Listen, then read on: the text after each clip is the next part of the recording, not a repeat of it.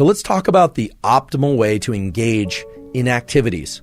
How are we supposed to engage with these dopamine-evoking activities in ways that are healthy and beneficial for us? How do we achieve these peaks, which are so central to our well-being and experience of life, without dropping our baseline? And the key lies in intermittent release of dopamine.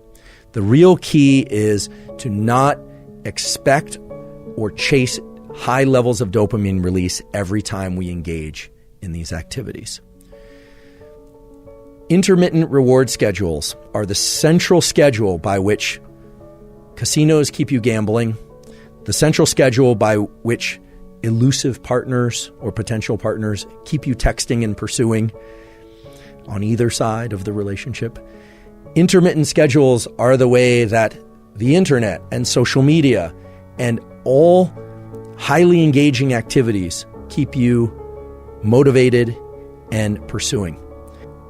There's something called dopamine reward prediction error. When we expect something to happen, we are highly motivated to pursue it.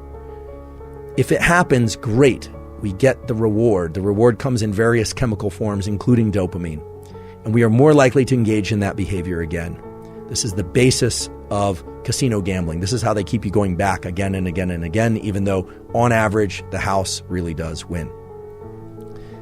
You can transplant that example to any number of different pleasureful activities. If you're not a gambler and that doesn't appeal to you, I have to imagine there's something that appeals to you, something that you do repeatedly because you enjoy it. And almost inevitably, it's because there's an intermittent schedule. There's an intermittent schedule by which dopamine sometimes arrives, sometimes a little bit, sometimes a lot, sometimes a medium amount. Okay? That intermittent reinforcement schedule is actually the best schedule to export to other activities. How do you do that? Well, first of all, if you are engaged in activities, school, sport, relationship, etc., where you experience a win, you should be very careful about allowing yourself to experience huge peaks in dopamine unless you're willing to suffer the crash that follows and waiting a period of time for it to come back up. What would this look like in the practical sense? Well, let's say you are somebody who really does enjoy exercise. Or let's say you're somebody who kind of likes exercise but forces yourself to do it, but you make it pleasureful by giving yourself your favorite cup of coffee first, or maybe taking a pre-workout drink, or taking an energy drink, or listening to your favorite music, and then you're in the gym and you're listening to your music. That all sounds great, right? Well, it is great, except that by layering together all these things to try and achieve that dopamine release, and by getting a big peak in dopamine, you're actually increasing the number of conditions required to achieve pleasure from that activity again. And so there is a form of this where sometimes you do all the things that you love to get the optimal workout. You listen to your favorite music, you go at your favorite time of day, you have your pre-workout drink if that's your thing. You do all the things that give you that best experience of the workout for you.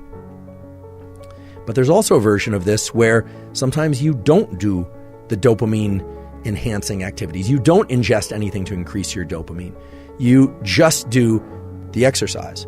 You don't do the exercise and expect dopamine to arrive through some what we call exogenous source as well. You might think, well, that sounds lame. I want to continue to enjoy exercising. But that's exactly the point.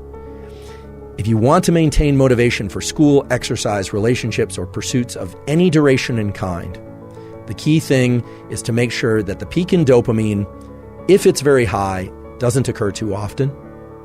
And if something does occur very often, that you vary how much dopamine you experience with each engagement in that activity.